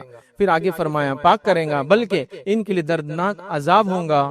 اور وہ لوگ ہیں 3 ہیں، ہمارا معاملہ صرف ایک سے ہم دیکھیں گے آج انشاءاللہ. 3 لوگ وہ ہیں اپنے تہبند کو ٹخنوں سے نیچے لٹکانے والا. دوسرا فرمایا جو ہے چیز دے کر احسان جتلانے والا، مطلب صدقات خیرات کرے اور احسان جتلائے. اور تیسرا فرمایا یاد رکھیں جھوٹی قسم کھا کر مال کو بیچنے والا. یہ ہم دیکھ چکے پہلے. تو آج ہمارا مسئلہ ہے ازبال، مزبل، ٹخنوں سے نیچے لٹکانے والا. یہ اللہ کے رسول صلی اللہ علیہ وسلم 3 وعیدیں کر رہے ہیں. اللہ بات نہیں کریں گا، اللہ رحمت کی نگاہ نہیں ڈالیں گا، اللہ گناہوں سے پاک نہیں کریں گا. کس کو؟ جو اپنا ازبال ٹخنوں سے نیچے کپڑوں کو لٹکاتا ہے. اب ایک سوال یہاں آتا ہے، لوگ سمجھتے ہیں ٹخنوں کو چھپانا نہیں چاہیے، کھلا رکھنا چاہیے. تو سوال کیا کرتے ہیں پھر آپ تو ساکس پہنتے ہیں تو ساکس میں تو ٹخنا ڈھک جاتا. ٹخنا کھلا رکھنا اصل نہیں ہے. اصل ہے جو اوپر سے چیزیں پہنی جاتی ہے وہ ٹخنوں سے نیچے نہ جائے. نیچے سے پہنی جانے والی چیزیں ٹخنوں سے اوپر آ سکتی ہے، جیسا socks, leather socks, shoes, long shoes پہن سکتے آپ. ٹخنا دکھانا اصل نہیں ہے. جو چیز اوپر سے پہنی جاتی ہے وہ ٹخنوں سے نیچے نہیں جائے، رول یہ ہے. تو اب اوپر سے کیا، جیسا کپڑا، سوپ، لنگی، پیجامہ، پتلون، شلوار، تہبند جو بھی پہنتے ہیں مردوں کے لیے یاد رکھ، وہ ٹخنوں سے نیچے نہ جائے. لیکن نیچے سے کوئی چیز پہن رہے ہیں، اب سردی سے بچنے کے لیے ساکس پہن رہے ہیں یا وارم ویئر پہن رہے ہیں یا کچھ بھی خفین پہن رہے ہیں وہ چلتا ہے. تو ٹخنا کھلا رکھنا اصل نہیں ہے. ورنہ کئی لوگوں کو میں نے سنا رہے آپ تو بولتے ٹخنے کا، آپ تو ساکس پہنتے اس میں ڈھک جاتا. ٹخنا کھلا رکھنا اصل نہیں ہے. اوپر سے آنے والی چیز کو ٹخنوں سے نیچے نہیں لٹکانا، یہ اصول ہے. اور جو اوپر سے آنے والی چیز کو ٹخنوں سے نیچے کرتا ہے اس کو بولتے ہیں مسبل، ازبال کرنے والا. اس سے منع ہے. چونکہ اللہ کے رسول نے شوز پہنے یا پھر ایسے ساکس پہنے سے خفین کہتے ہیں جو ٹخنوں سے اوپر تک آتے ہیں اور لیدر کے موٹے بنے ہوئے ہوتے ہیں, تو اس میں تو چھپ جاتا ہے, مزبل نہیں ہونا چاہتا. یہ بڑی اہم چیز ہے, اس بات کو ہم سمجھے. نبی اکرم صلی اللہ علیہ وسلم جو لباس پہنتے وہ ٹخنوں سے اونچا, اور زیادہ سے زیادہ جب آپ اونچا پہنتے تو آدھی مچھی تک, جو پنڈلی کی مچھی بولتے وہاں تک آتی, شن کی جو مسل ہوتی ہے اس کی آدھی مسل تک پہنتے تھے, اتنا اونچا بھی ہوتا تھا. تو گویا ہمارے لمٹ کیا ہے, ٹخنوں سے اوپر سے لے کر تو آدھی مچھی تک, بس آپ جہاں بھی اس کے بیچ میں آپ کو جتنا کرنا ہے آپ کر سکتے ہیں, ٹخنوں سے نیچے نہیں جانا چاہیے. اب یہ اصول یاد رکھ لیجیے, اور بڑی سخت وعید ہے, معمولی وعید نہیں. اب کچھ لوگ کہتے ہیں یہ تو ان لوگوں کے لیے تکبر سے لٹکاتے تھے, اس حدیث میں کہیں بھی تکبر کا لفظ نہیں ہے. لیکن حدیث پوری واضح ہے, صحیح مسلم کی روایت ہے کہ 3 آدمیوں سے اللہ تعالیٰ روز قیامت جو ہے نہ ہم کلام ہوں گا, نہ رحمت کریں گا, نہ مغفرت کریں گا, اور ان کے لیے دردناک عذاب ہوں گے. کہیں بھی نہیں ہے کہ وہ تکبر سے کرتا ہوں گا, کہیں بھی نہیں, الفاظ ہی نہیں. ہاں, تکبر سے کرنے والے کے لیے ڈبل عذاب ہے, یہ بات حدیث کے اندر آتی ہے. مطلب جو لٹکائے بھی اور تکبر سے لٹکائے, جیسا بادشاہ, سلاطین, بڑے بڑے لوگ اس زمانے میں اپنے کپڑوں کو لٹکاتے تھے, بلکہ اتنا لٹکاتے تھے کہ پیچھے لوگ لے کر چلتے تھے اس کو اٹھا کے جب ان کو چلنا ہوتا. تو یہ یاد رکھیے, وہ تکبر سے کرتے, ان کے لیے اور زیادہ بڑا عذاب ہے. لیکن نبی اکرم صلی اللہ علیہ وسلم کو تکبر تھا نہیں تھا, پھر بھی آپ ہمیشہ اوپر رکھتے تھے. کیا دلیل ہے ہمارے لیے؟ اتباع کی دلیل ہے کہ ہم کو نبی اکرم صلی اللہ علیہ وسلم جیسا کرنا ہے. اب آئیے, کچھ لوگ کہتے ہیں ابوبکر صدیق رضی اللہ عنہ کا جو ہے ٹخنے سے نیچے جاتا تھا. تو یاد رکھیں ابوبکر صدیق کے تعلق سے آتا ہے کہ ہاں کبھی کبھار ان کو دیکھا گیا کہ ان کا ٹخنا ڈھکا ہوا ہوتا تھا, لیکن کیسا ہوتا تھا وہی بتا دیتا ہوں.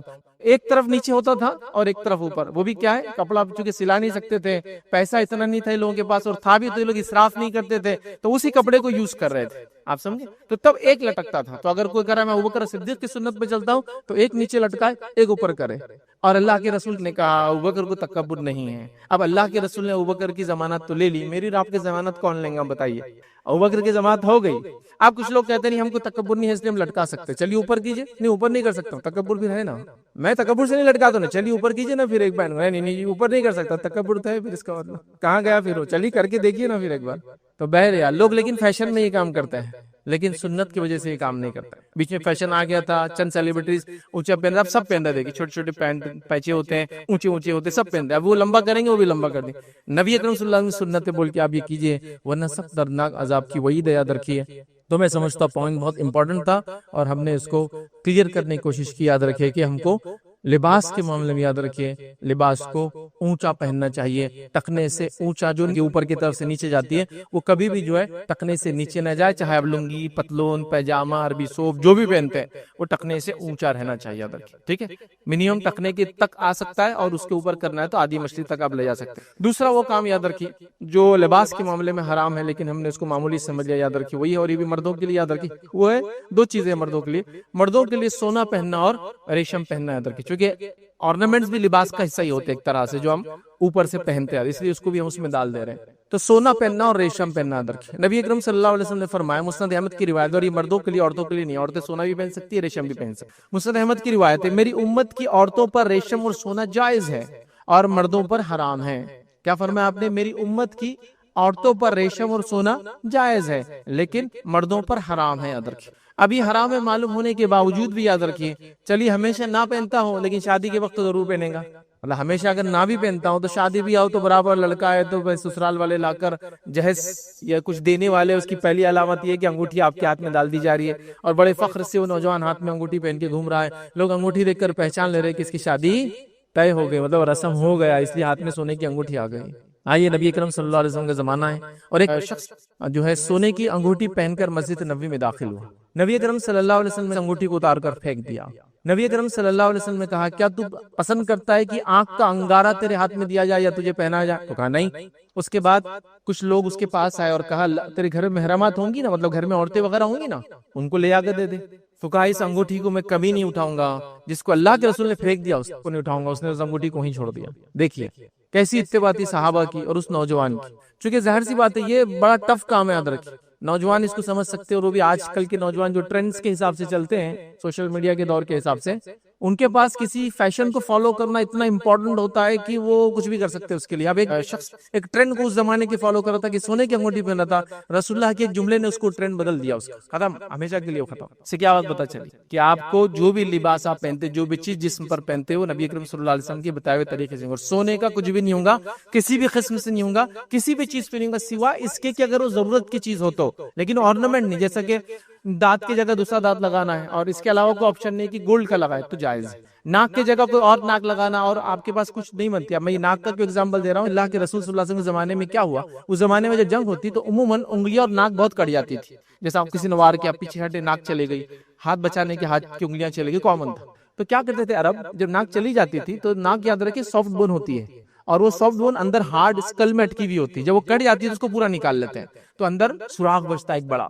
ابھی الحمدللہ آج کل ایسے لوگ نہیں دکھتے, لیکن پہلے ایسے لوگ دکھا بھی کرتے تھے. لوگ چہرہ ڈھک کے رکھتے تھے, ناک ایکسیڈنٹ میں چلے جاتی, سرجریز ہوتی نہیں تھی, پلاسٹک سرجری کامن نہیں تھی, کاسمیٹک سرجری تو کھلی ہوتی تھی ناک کی. اور ہم نے بچپن میں کچھ لوگوں کو دیکھا مانگنے والے ناک نہیں ہوتی تھی, تو ویسا ہوتا تھا. تو کیا کرتے تھے اہل عرب, وہ اب ناک نہیں تو اچھا نہیں دکھتا, تو ان کے پاس ایک سسٹم تھا, وہ لوگ چاندی کی ایک ناک بناتے تھے اور اس کو اندر اٹکا دیتے تھے تو تھوڑا خوبصورت لگتا ہے. اور چاندی کے چہرے ناک بنانا ہی اس زمانے میں کامن تھا. آپ دیکھیں اولڈ ایجز کے اندر, مڈل لیول ایجز کے اندر یہ کرتے تھے لوگ. چاندی کا چہرہ, چاندی کے گال جو کٹ جاتے تھے, کان کی جگہ چاندی اٹکا دیتے تھے, چاندی کا کان کامن تھا, تو چاندی کی ناک اٹکاتے تھے. تو ایک مرتبہ ایک صحابی اور کہ اللہ کے رسول, میں چاندی کی ناک لگاتا ہوں لیکن جب ہوا اس میں سے گزرتی ہے نا تو اس کی بدبو بڑی آتی ہے, اسمیلی ہوتی ہے چاندی.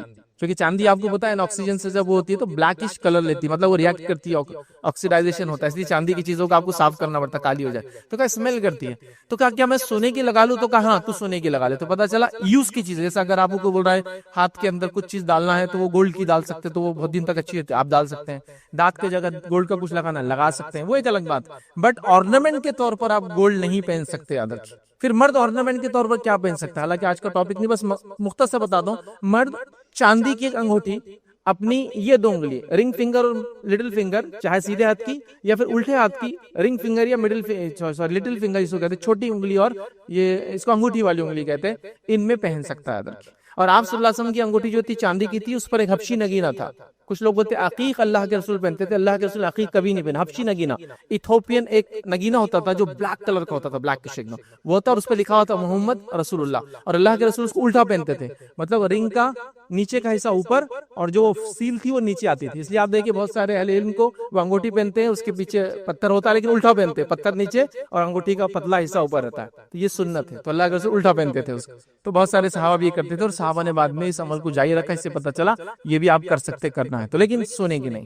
سونے کے علاوہ وہ بھی منع یاد رکھیں. اللہ کے رسول کے سامنے ایک شخص آیا جس نے لوہے کی پہنی, آپ نے پسند نہیں کیا, اس نے پیتل کی پہنی, آپ نے پسند نہیں کیا, اس نے چاندی کی پہنی, آپ نے خاموشی اختیار کی. تو پتہ چلا سونا تو حرام ہے, پیتل تانبا لوہا بھی نہیں پہن سکتا ایک مرد, صرف چاندی. تو اگر پہننا ہے تو پھر یہ پہنی بہرحال. تو سونا اور ریشم مرد پہ حرام ہے یاد رکھیں, اور ریشم بھی حرام ہے. تو ریشم کے کپڑے بھی مرد نہیں پہن سکتا, عورتیں پہن سکتی یاد رکھیں. لیکن ریشم کے کپڑے نہیں, کپڑے کے اندر کچھ حصہ ریشم کا ہو جائز ہے. جیسے نبی اکرم صلی اللہ علیہ وسلم کا ایک کرتا تھا جس کے کف انگلش میں بولتے, وہ عربی کا لفظ ہے کف. تو جو کف تھے یاد رکھیے وہ مخمل کے, وہ جو ریشم کے تھے یاد رکھیے, تو آپ نے پہنا. اور اس کے اندر کا جو کالر کا حصہ ہوتا ہے جو گردن پہ لگتا ہے, اس پہ ریشم لگا تھا, آپ نے وہ پہنا. تو پتا چلا پارٹ ریشم ہو تو کوئی مسئلہ نہیں, جیسا کہ کسی کا کپڑا ہے اور ایک ریشم کی پٹی ہے خالی, یا پھر وہ گردن پہ چبھتا ہے کبھی کپڑا ہے نا, یا کاندھوں پہ جا چبھتا ہے تو وہاں ریشم ہے, یا کسی بیماری کی وجہ سے جہاں کپڑا لگتا ہے تو وہاں ریشم ڈال دیا, کف میں ریشم چلیں گا. پورا ریشم نہیں پہن سکتا, کمپلیٹلی ریشم کا لباس مرد نہیں بن سکتا, نہ ہی کرتا نہ ہی پیجامہ کمپلیٹ. کرتے اور پیجامے کا سرٹن پارٹ ریشم کا ہے, جائز.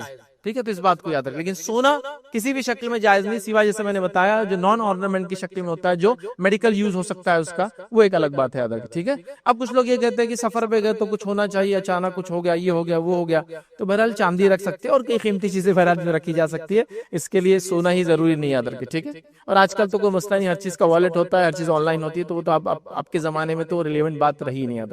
لیکن یاد رکھیے اس بات کو ہم خاص طور سے یاد رکھیے کہ سونے کی کوئی چیز ہم نہیں پہنیں گے. تیسری چیز یاد رکھیے جو لباس کے اندر آتی ہے یاد رکھیے, جس کو ہم نے معمولی سمجھ لیا, اور یہ عورتوں کے لیے خاص یاد رکھیے, وہ کیا ہے, عورتوں کا خوشبو لگا کر باہر نکلے, اس نیت سے کہ لوگ اس کی خوشبو کو محسوس کرے. نبی اکرم صلی اللہ علیہ وسلم نے منع قرار دیا ہے, یہ حرام ہے اور سخت ترین, سنگین ترین, بدترین جرم ہے. میں اتنے الفاظ کیوں ادا کر رہا ہوں, جب میں حدیث پڑھوں گا تو آپ سمجھ جائیں کتنا برا جرم ہے. سخت ترین, بدترین, سنگین ترین, گھٹیا سے گھٹیا یہ خوشبو لگانا. حدیث کے الفاظ سنیے, ذرا غور کیجئے, پھر بات سمجھ جائیں گے. مسند احمد کی روایت ہے, اللہ کے رسول صلی اللہ علیہ وسلم فرماتے ہیں, اور اللہ کے رسول صلی اللہ علیہ وسلم سچوں سے سچے ہیں, سب سے بڑے سچے ہیں, اتنا بڑا سچا دنیا میں نہیں گزرا تھا. آپ نے سچ بولا تھا. کیا بولتے ہیں آپ, غور سے سنیے. آپ فرماتے ہیں وہ عورت زانیہ ہے, وہ عورت جو خوشبو لگا کر باہر نکلے.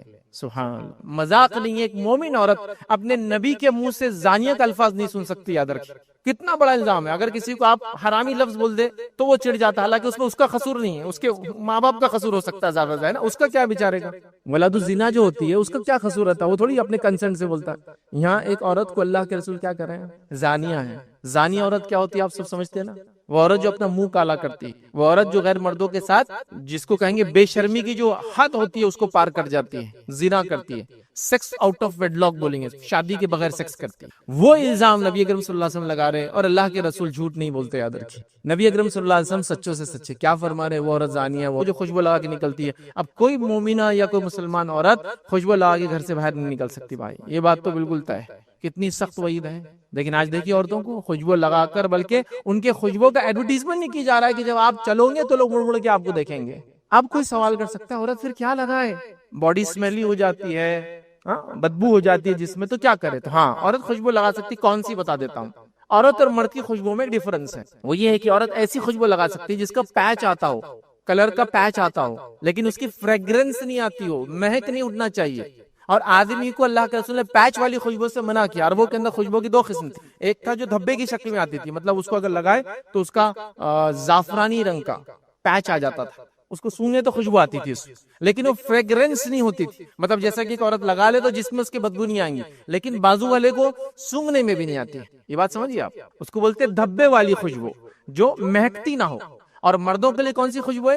دھبے والی خوشبو مرد نہیں لگا سکتا، وہ مہکنے والی لگا سکتا۔ تو عورت خوشبو لگا سکتی، کون سی خوشبو؟ جو پیچ کی شکل میں آتی، مطلب وہ خوشبو ہوتی ہے جو مہکتی نہیں ہے، بس وہ جہاں لگا جائے اس پارٹ کو اچھا کر دیتی، جیسا کہ آپ کو لگ رہا ہے ڈیوڈرنٹ لگانا چاہیے بغل میں، لگا لیجئے، لیکن مہکنا نہیں چاہیے، اس فریگرنس نہیں ہونا، اڑنا نہیں وہ مہک ہوا میں، چونکہ جتنے مرد سونگیں گے آپ گناہگار ہوں گے اور زانیہ کا ٹائٹل مل جائے گا۔ لیکن ہم نے دیکھا لوگ ایلیٹ کلاس کے نام پر، میں کسی کو ذلیل کرنے کے لیے بات نہیں کہہ رہا ہوں، لیکن حقیقت ہم سمجھیں گے تو انشاءاللہ عمل کریں گے۔ ایلیٹ کلاس کے نام پر باہر سے آئے تو کیسا پتا چلے گا کہ ہم باہر جا کے آئے تو ہم خوشبو لگا رہے ہیں؟ نہیں، خوشبو سے مت، آپ کے اخلاق سے پتا چلے گا باہر جا کے آئے، آپ کے پیسے خرچ کرنے سے پتا چلے گا، جو صدقات کرتے ہیں کیا باہر سے جا کے آئے، ہے نا، غریبوں کو دیتے ہیں، مسکینوں کی مدد کرتے ہیں، ہاں یہ آپ کا وہ ہے، یہ باقی سب چیزیں نہیں، خوشبو تو نہیں ہے، اللہ کے لیے خوشبو مت لگائیے، ایک عورت نہیں لگا سکتے۔ ہاں پیچ والی خوشبو جو دھبا دیتی ہے لیکن فریگرنس نہیں ہوتی، اس میں خوشبو ہوتی ہے لیکن وہ مہکتی نہیں ہے، وہ لگانا جائز۔ تو میں سمجھتا ہوں بات واضح ہوگی۔ ابھی وہ عورتیں دھنی لے رہی ہیں، آج کل میں نے دیکھا دھنی، مطلب کپڑے پہنتے ہیں اور آگ لگاتے ہیں، اس کے اندر عود وغیرہ ڈالتے ہیں اور اوپر کھڑے ہو جاتے ہیں، وہ اندر جاتی ہے اور اس کی اتنی مہک ہوتی ہے، تو اس عورت کو، یا ایسی عورت جو خوشبو لگا کے کرے، زانیہ ہے۔ آئیے دوسری روایت، مسند احمد کی روایت، نبی اکرم صلی اللہ علیہ وسلم فرماتے ہیں جو عورت خوشبو لگا کر مسجد کی طرف، مسجد کی طرف آ رہی مطلب نماز کو آ رہی ہے، کتنا بڑا کام ہے نا، جو عورت خوشبو لگا کر مسجد کی طرف گئی تو آپ سے فرما رہے ہیں وہ جب تک غسل جنابت کی طرح غسل نہ لے لے اس کی نماز بھی قبول نہیں ہوتی ہے۔ غسل جنابت مطلب انسان جب کرتا ہے، جب بیوی کے ساتھ ہم بستری کرتا ہے، جب تک وہ نہ لے اس کی نماز ہی قبول نہیں ہوں گی۔ کتنی سخت وعید ہے نا۔ تو اب کوئی خاتون خوشبو نہیں لگائیں گے انشاءاللہ، جیسے کوئی مرد تکنے سے نیچے اپنی پہنے، کوشش کریں گا اوپر کر لے، وقت کے ساتھ ہی صحیح، ابھی فولڈ کر کے صحیح، بعد میں کٹا کے صحیح، نہیں کر لے گا تو عورت بھی خوشبو نہیں لگائیں گے۔ تو خوشبو لگائیے لیکن پیچ والی، فریگرنس والی نہیں، اور مرد پیچ والی نہ لگائے، فریگرنس والی۔ اور مردوں کے لیے خوشبو کا مسئلہ نہیں، اس لیے یہ بات عورتوں کے لیے تھی خاص، میں نے کہا تھا۔ چوتھی چیز یاد رکھی، جو یاد رکھیں گے، جو لباس کے معاملے میں حرام ہے، جس کو معمولی سمجھ جائے گا، وہ کیا یاد رکھیں؟ عورتوں کے چھوٹے اور باریک کپڑے۔ اب اس کا مردوں سے کیسے تعلق ہے؟ اور پہلی بات کا مردوں سے کیسے تعلق ہے؟ ظاہر سی بات ہے، آپ اپنی بیوی کو، اپنی بہن کو، اپنی ماں پہ دیکھیں گے یہ چیز تو یہ مسئلہ حل ہو جائے گا۔ جیسے آپ نے دیکھا کپڑے صحیح نہیں ہے، خوشبو لگا رہی ہے آپ کی بہن یا بیوی، تو آپ کا یہ بیگم یہ نہیں ہو سکتا، اور باجی یہ نہیں ہو سکتا، یا بہن یہ نہیں ہو سکتا، امی یہ مت کیجیے، روکنا پڑے گا آپ۔ تو اسی طرح جو ہے یہاں بھی یاد رکھیے، اگر عورت اگر پتلا اور باریک لباس پہن رہی ہے تو اس کا مطلب مردوں کی آنکھوں کا پانی مر گیا ہے، جبھی تو وہ پہن رہی ہے ویسا لباس۔ تو آئیے اللہ کے رسول کیا فرمایا، لیکن عورت تو خود سمجھ ہونا چاہیے اس کی، حدیث کے الفاظ سنیے، بڑے سخت الفاظ ہیں، اور لباس کا معاملہ ہے۔ نبی اکرم صلی اللہ علیہ وسلم فرماتے ہیں، صحیح مسلم کی روایت ہے، جہنمیوں کی دو ایسی قسمیں آپ سے فرماتے ہیں جو میں نے اپنے زمانے میں نہیں دیکھا، آنے والے زمانے میں آئیں گی۔ جہنمیوں کی دو ایسی قسمیں جو میں نے اپنے زمانے میں نہیں دیکھا، آنے والے زمانے میں آئیں گی۔ کیا ہے؟ پہلی وہ قسم، ایسی قوم آئیں گی جو گائے کی دم کی طرح ان کے پاس کوڑے ہوں گے اور لوگوں کو ماریں گے، مطلب ظالم حکمراں، ظلم کرنے والے حاکم، پہلی قسم ہوگی۔ اور دوسری قسم وہ عورتوں کی ہے جو کپڑے پہننے کے باوجود ننگی ہوں گی، سیدھی راہ سے بہکنے والی اور دوسروں کو بہکانے والی ہوں گی، اور سر پر بختی اونٹوں کے کوہان کے جیسے جوڑے ڈالیں گی۔ بختی اونٹ سمجھتے ہو؟ وہ اونٹ جس کے اوپر ایک ہم پا جاتا ہے اور وہ چربی کی وجہ سے ہوتا ہے، اور وہ صرف سیدھا نہیں رہتا، ڈھل جاتا ہے. اب وہ اونٹ تو ہمارے زمانے میں نہیں، تو میں آپ کو بیل کا ایگزامپل دوں گا. یہ جو سانڈ ہوتے ہیں نا راستوں پہ کبھی آپ کو ملیں گے، ان کے کاندھا دیکھو کیسا ہوتا ہے، گول، عام بیلوں کا نہیں ہوتا ہے، اور وہ اتنا بڑا ہوتا ہے کہ ایک طرف گر جاتا ہے کبھی اس کے چربی کی وجہ سے، چونکہ وہ کام نہیں کرتا، صرف چرتے پھرتا ہے. تو وہ اس کو بولتے ہیں کوہان. تو وہ بیل کی کوہان ہے، لیکن اونٹ کے بیچ میں آتی ہے، سینٹر میں آتی ہے، اس کے سامنے نہیں آتی، سینٹر میں. تو کوہان کے جیسا ہوں گا، مطلب وہ اپنے سروں پر جوڑے ڈالیں گی. جوڑے کا مقصد کیا ہوگا؟ لوگوں کو اٹریکٹ کرنا. ٹھیک ہے. تو آپ سب فرماتے ہیں بختی اونٹوں کی جو ہے کوہان کی طرح ہوں گی. ایسی عورتیں جنت میں داخل نہ ہوں گی، بلکہ جنت کی خوشبو بھی نہیں نصیب ہوں گی ان کو. حالانکہ جنت کی خوشبو فلاں فلاں مقام تک آتی ہوں گی، جنت کی خوشبو بھی نہیں سونگ، مطلب اتنے دور سے لے جایا جائے گا جہنم میں کہ اس کی اسمیل بھی اس کو سونگنے کے لیے نہیں دیا جائے گا. کس عورت کو؟ کپڑے پہنے بھی ننگی ہونا. اس کا معنی کیا ہے؟ اس کا معنی یہ کپڑے تو ہے لیکن اتنے پتلے کہ دکھتا ہے، کپڑے تو ہے اتنے چست ہے کہ پوری باڈی سمجھ میں آتی ہے، یا کپڑے ہی غائب ہے سیدھے سے. ہمارے پاس دونوں مسئلے ہیں، کپڑے بھی غائب ہے، چست بھی ہے، اور پتلے بھی ہے. جیسے آج کل تو ہاتھوں تک تو کپڑا پہننا ہی نہیں، سمپل. تو ایک عورت کا ہاتھ یہاں سے یہاں تک کھلا ہے، اب ہاتھ کھلا ہے تو ہاتھ اٹھا دے تو بغل بھی کھلا ہے، اس کا مطلب تو یہ تو چلا ہی گیا سمجھو. اب تھوڑا دیندار طبقہ کیا کر رہا ہے؟ اس کو ڈھاک رہا ہے. کس سے ڈھاک رہا ہے معلوم؟ آپ کو جالیوں سے ڈھاکا جا رہا ہے. اللہ تعالیٰ کو کیا جواب دیں گے؟ اس ہاتھ کھلا ہے وہ.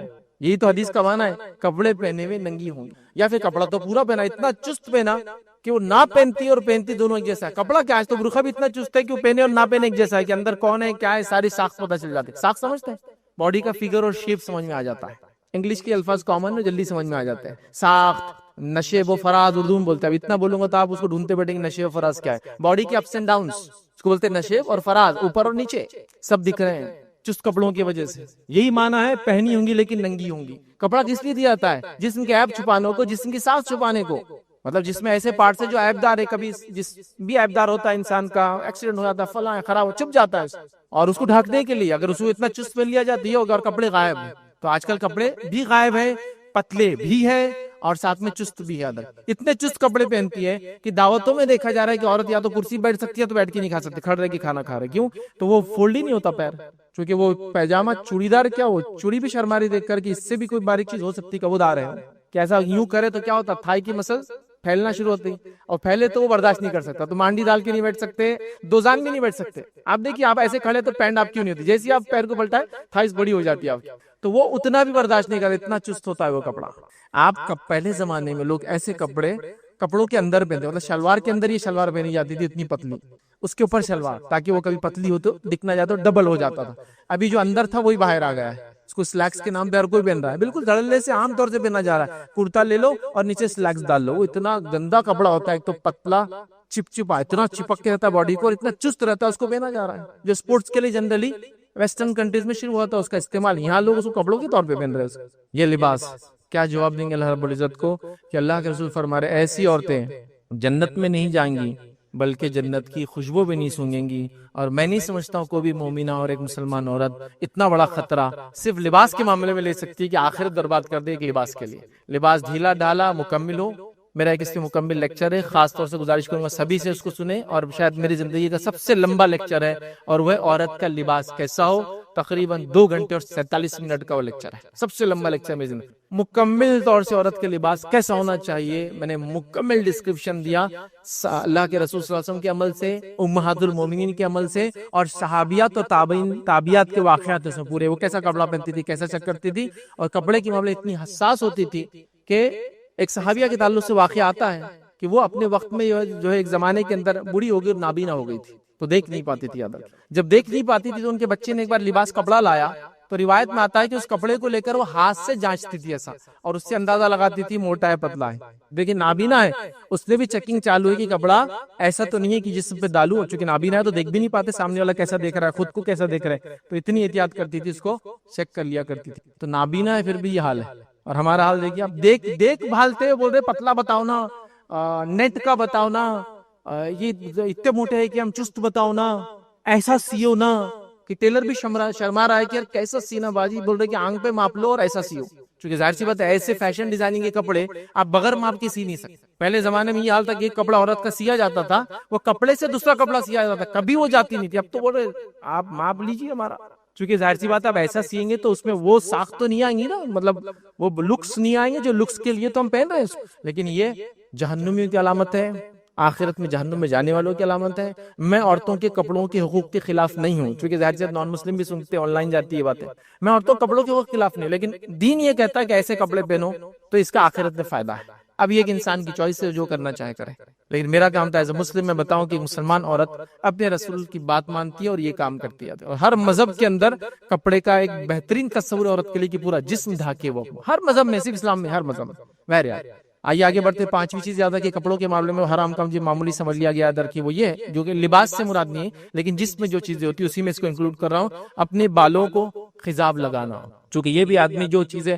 تیار ہوتا ہے سجتا ہے اس کا پارٹ بن جاتی ہے کہ کپڑا ہے، انگوٹھی وغیرہ، اس لیے اس کو بھی انکلوڈ کر دے رہا ہوں، بالوں کو خضاب لگانا۔ نبی اکرم صلی اللہ علیہ وسلم سے منع کیا، حدیث کے الفاظ ابو داؤد کی روایت آپ نے فرمایا، کچھ لوگ آخری زمانے میں کبوتر کی پوٹ کی طرح سیاہ خضاب لگائیں گے، ایسے لوگ جنت کی خوشبو تک نہیں حاصل کریں گے۔ کچھ لوگ آخرت قیامت سے پہلے آئیں گے جو کبوتر کے پوٹ، اس کا جو کھوٹا ہوتا ہے نا، جب وہ کھانا کھا لیتا ہے دیکھیے ایک طرف سے اس کا گول ہو جاتا ہے بڑا، اس کو پوٹ بولتے ہیں، اس کے اوپر کلر سیاہ ہوتا ہے بہت زیادہ، اس کے طرح جو ہے خضاب لگائیں گے، ایسے لوگوں کے بارے میں آپ نے فرمائی جنت کی خوشبو بھی نہیں سونگیں گے۔ اب کوئی لگاتا تھا چھوڑ دے اس کو، جو ہوا سو ہوا، اللہ سے معافی مانگ، یہ بڑی اہم بات ہے، یہ مذاق نہیں ہو رہا، تو یہ بات اہم ہے۔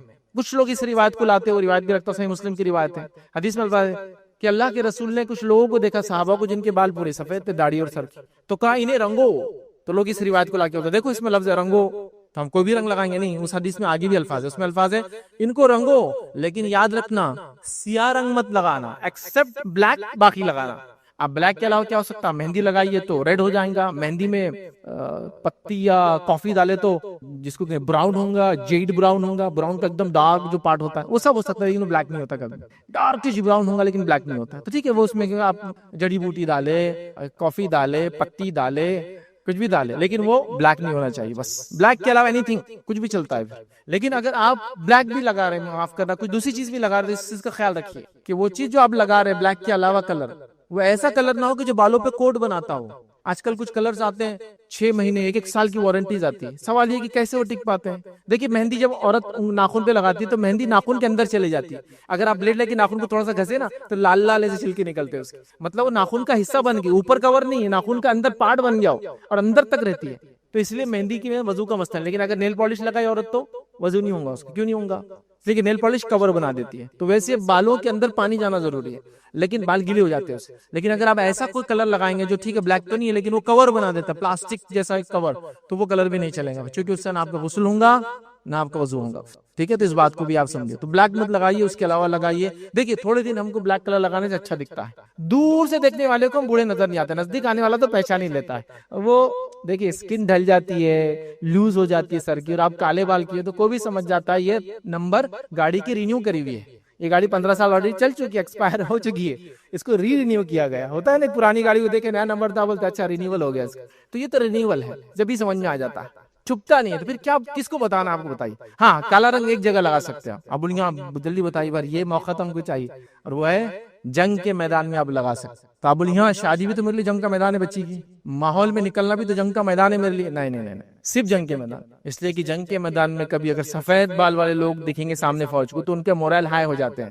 ان کے جذبے بڑھ جاتے ہیں کہ ارے بوڑھے لڑنے آئے اب تو ہم جیت جائیں گے، تو وہاں صرف جائز ہے بس ایک ہی مقام، وہ بھی دھوکہ، چونکہ جنگ کا اللہ کے رسول جنگ دھوکہ ہے، جنگ دھوکہ ہے۔ جنگ میں اللہ کے رسول سے پوچھا کہ ہم کہاں جائیں گے، تو آپ کبھی جانا ہوتا تھا ساؤتھ، بولتے تھے نارتھ جائیں گے، جنگ دھوکہ ہے، اسے بولا نہیں جاتا، صحیح بات، فوج پوچھ رہی کہاں جانا ہے تو آپ بولتے تھے صبح فجر کے بعد ہم نارتھ جائیں گے، جب فجر کی نماز پڑھتے بولتے ساؤتھ جانا ہے، تاکہ اگر کوئی مخبر بھی ہوں گا تو غلط خبر جائیں گے، تو جنگ کیا ہے، دھوکہ ہے، تو جنگ دھوکہ ہے، شادی دھوکہ نہیں ہے، محلے میں لوگوں کو دھوکہ نہیں دینا اپنے کو، وہ سب نہیں، تو صرف ایک جگہ لگا سکتے ہیں، باقی سب جگہ حرام ہے۔ اچھا کوئی سوال کرتا میں تو جوان ہوں، بال لیکن سفید ہو گئے، تو آپ دوسرا کلر کیجیے، بلیک الاؤڈ نہیں ہے، بلیک الاؤڈ نہیں ہے، اس بات کو آپ یاد رکھیں۔ اسی طرح آخری پوائنٹ جو آج دیکھیں گے ہم یاد رکھیں، لباس کے معاملے میں، حالانکہ لباس کا حصہ نہیں لیکن بالوں سے اس کا تعلق ہے، اور لباس میں اس کو کاؤنٹ ہوتا، آدمی اچھے کپڑے اور بال جماتا کہیں گیا تو خوشبو لگاتا ہے، اس لیے اس کو کور کر رہا ہوں، وہ یہ یاد رکھیں نقلی بال لگانا، نقلی بال لگانا مرد عورت دونوں کے لیے حرام ہے، اور بالوں کو کلر کرنا مرد عورت دونوں کے لیے حرام ہے، یاد رکھیں، یہ کامن پوائنٹ تھے اس لیے بولا نہیں میں نے کس کے لیے، تو یہ بھی یاد ہے کہ نقلی بال لگانا۔ نبی اکرم صلی اللہ علیہ وسلم فرماتے ہیں، صحیح مسلم کی روایت ہے، ایک عورت آئی نبی اکرم صلی اللہ علیہ وسلم کے پاس اور کہا اللہ کے رسول میری بیٹی بیمار تھی اور بیماری سے اس کے بال چلے گئے، وہ بیچاری ٹکلی ہو گئی۔ اب دیکھیے ایک ماں پہ کیا صدمہ، بیٹی کے بال چلے جانا تو کتنا ضروری ہے، عورت کے لیے بال اس کی خوبصورتی کا پارٹ ہے، ٹھیک ہے؟ تو کہا اللہ کے رسول میری بیٹی ہے، اور سوال کیا کہ اس کے بال بیماری کی وجہ سے چلے گئے، کیا میں اس کو جوڑا لگا دوں، نقلی بال اٹیچ کر دوں اس کے بالوں میں؟ تو نبی اکرم صلی اللہ علیہ وسلم نے مصنوعی بال لگا دوں، اس نے سوال کیا، یا ویگ لگا دوں، یا تو نقلی بال یا پورے بال ایسا بنا کے ویگ، ایک تو جوڑا بولتے نقلی بال کو جو بالوں سے کو ایکسٹینڈ کر دیتا ہے، وہ سوال کیا، اور کہا ویگ مطلب پورے لگاؤں کے نقلی بال؟ تو آپ نے فرمایا استی بالوں کے ساتھ دوسرے بال لگانے والی اور لگوانے والی عورتوں پر اللہ کی لعنت ہے، مطلب مت لگاؤ، اللہ کی لعنت، مطلب لعنت کا مطلب ہوتا ہے خیر سے محروم کر دے اللہ، اور اللہ کی لعنت مطلب اللہ خیر سے محروم کر دیتا ہے، کوئی آپ کو خیر نہیں ملے گا، اچھائی نہیں ملے گی۔ تو دیکھیے آپ نقلی بال نہیں، ویگ نہیں، نقلی بال سے مراد یہ کہ آپ کے بال ہیں، آپ اس میں اٹیچمنٹ لگا رہے ہیں، وہ گرم کر کے چپکا دیتے ہیں آپ کے بال، وہ پھر وہ ہیلدی بھی رہتے ہیں، اگتے بھی اندر، جائز نہیں ہوا۔ اور ویگ لگانا ہے، بیچ میں بال نہیں تو آپ ایک ویگ چٹکا دے رہے ہیں، جائز نہیں، دونوں جائز نہیں۔ آپ کوئی سوال کر سکتے ہو، چونکہ آج کل ماڈرن ایج ہے تو ہیئر ری گرو کر رہے ہیں، تو ہیئر ری گرو کرنا جائز ہے، وہ نقلی بال لگانے میں نہیں آتا، چونکہ آپ نے اپنے بال نکالے باڈی کے اور اپنے سر پہ لگا لیے اس کو، یا سر کے پیچھے کیسے نکالے آگے لگا لیے، وہ ہے، وہ جائز تو ہے، لیکن اس کے نقصانات وہ آپ کا ذمہ ہے، نہیں تو میرے فیض میں نے بول دیا میرے کو لگانا ضروری ہو گیا، نہیں، اس کے نقصانات آپ کا ذمہ ہے، تیل نہیں لگا سکتے، بال نہیں جما سکتے، گھس کے دھو نہیں سکتے، سوئمنگ کو جا نہیں سکتے، اس کی اپنے مصیبتیں ہیں، پھر یاد رکھیں، چونکہ وہ ری گرون ہیئر ہوتے ہیں اور وہ بہت اس کو مینٹین کرنا پڑتا ہے، مطلب آپ کہ سمجھو اگر ایک شادی ہو تو 2 شادیاں ہو جاتی پھر آپ کی، اس کو بھی سنبھالو اور اس کو بھی سنبھالو، مطلب وہ عام چیز نہیں ہے، ایک تو کاسٹلی ہے، مہنگی ہے، اور اگر کبھی اللہ نہ کرے پرابلم ہو جائے اس میں، اور ہو رہے بہت سارے لوگوں کے، دین نیکسٹ لیول کے ایشوز آتے ہیں، یاد رکھیے، تو وہ آپ کا ذمہ ہے، میرے صرف بولنے سے جائز ہے، آپ کریے نہیں کریے، آپ کی چوائس ہے، کہ تو کیا ہوتا ہے کبھی سرجری نقصان مطلب غلط ہو جا رہی ہے، انفیکشنز ہو جا رہے ہیں، اور بال جما نہیں پا رہے زندگی بھر، اور اس کو نکال بھی نہیں پا رہے، بہت تکلیف ہوتی ہے، پھر وہ ایک الگ بات ہے، لیکن اپنے ہی بالوں کو اگر کوئی لگا رہا ہے، ریگرو کر رہا ہے تو جائز ہے، اس میں میرے آلریڈی کلپس ریکارڈڈ ہے، آپ اس کو دیکھ لیں، لیکن پسند میں تو کہوں گا ایک سمپل رہیے اور اچھے رہیے، بس مست رہیے، جیسے ویسے چلنے دیجیے، ویسے بھی ایک مرد کے لیے کوئی مسئلہ نہیں، بال اس کے سر پہ ہوتے ہی نہیں ہوتے، اور اللہ تعالیٰ نے عورتوں کو خصوصیت ہی دے دی، ان کے بال کبھی نہیں جاتے، کم ہوتے ہیں لیکن جاتے نہیں، دادی پردادی سگر دادی بھی زندہ ہوں گی نا، بال ہوں گے ان کو، پتلے ہو گئے ہوں گے لیکن ختم نہیں ہوتے، اللہ کو پتا ہے اس کی خوبصورتی ہے، اس کو باقی رکھو، میاں بھائی کو کوئی مسئلہ نہیں، بال رہے نہیں رہے، ان کی خوبصورتی اپنی الگ ہی ہے، بہرحال الحمدللہ، ان کا اپنا سواگ ہے، اپنا ایک طریقہ ہے زندگی جینے کا، اور اس سے بالوں میں اس سے کوئی اڑچن نہیں آتی، الحمدللہ،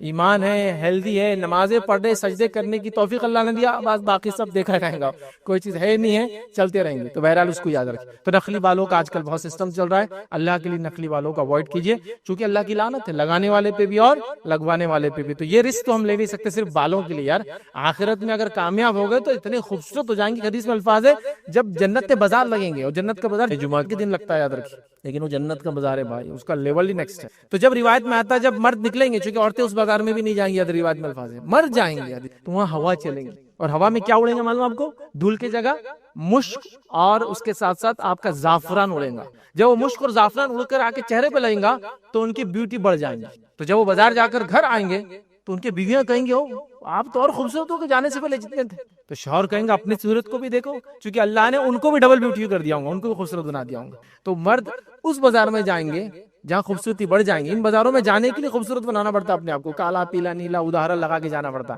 نہیں وہ بازار میں جا کے آئے بازار خوبصورت ہو جاتے، چونکہ وہ جنت کے بازار ہے، آپ سمجھ، تو وہاں خوبصورتی بائی ڈیفالٹ آ جائیں گی، آپ کو جو چاہیے وہ ملنے والا، تو بال کیوں نہیں ملیں گے آپ کو، ہاں جو چاہیے، تو ایک دنیا کی زندگی میں کوئی ایسا حرام کام نہ کر لے خوبصورتی کے لیے، کپڑوں کے معاملے میں، خوشبو کے معاملے میں، بالوں کے معاملے میں، کہ آخرت برباد ہو جائے، آخرت اصل ہے جب وہاں چلے جائیں گے نا، کپڑے بھی ملیں گے ایک سے ایک، سب ملیں گے، جنتی شخص جو مرد ہوگا اس کا ایک جو کنگن ہوگا جو اسے پہنایا جائے گا، ایک بار اگر اللہ تعالیٰ اس کنگن کو دنیا میں اجازت دیتے دکھائی دینے کا، تو اللہ کے رسول فرماتے ہیں سورج ویسے ہی پھیکا پڑ جائے گا جیسا سورج کے سامنے ستارے پھیکے پڑ جاتے ہیں، مطلب سورج غائب ہو جائیں گے اس کی چمک کی وجہ سے، اتنا چمکیلا ہوگا، دیکھیے جنت کا معاملہ ہے، تو یہ سب چیزیں چاہیے تو دنیا میں کچھ تو اسٹرگل ہے، کچھ چیزوں کو چھوڑنا پڑے گا ہی، پسند اور نفس بولنے کے باوجود۔ بہرحال اپنا وقت نہیں، ہم اپنی بات کو یہاں ختم کرتے ہیں۔ میں سمجھتا ہوں میں نے بہت امپورٹنٹ پوائنٹس لیے آج لباس کے معاملے میں، چونکہ روزمرہ کا معاملہ تھا، امپورٹنٹ تھے، مقصد تھا اصلاح، نہ کہ کسی کو ذلیل کرنا یا کسی کو نیچا دکھانا کہ بھائی ہم کو ٹانٹ مار دیا آج، لکھنے نہیں، بالکل نہیں، میرا مقصد نہیں ہے۔ مانا یہ تھا کہ اگر علم نہیں ہوگا تو اب علم آ گیا، اور اگر علم کے باوجود کرے تو ایک ریمائنڈر آ گیا کہ اب انشاءاللہ جیسے ہم نہیں کریں گے، تو لباس کے معاملے میں ہم کو بہت سترک ہو جانا ہے، ساودھان ہو جانا ہے، رائٹ کائنڈ آف ہم کو لباس اور کپڑا پہننا، تاکہ آخرت کے مسائل سے ہم بچ جائے۔ دنیا بہرحال جو بولے بولتی رہیں گی، اس نے ہر کسی کو بولا، اچھوں کو بھی بروں کو، لیکن آخرت سنورنا یہ اصل چیز ہے۔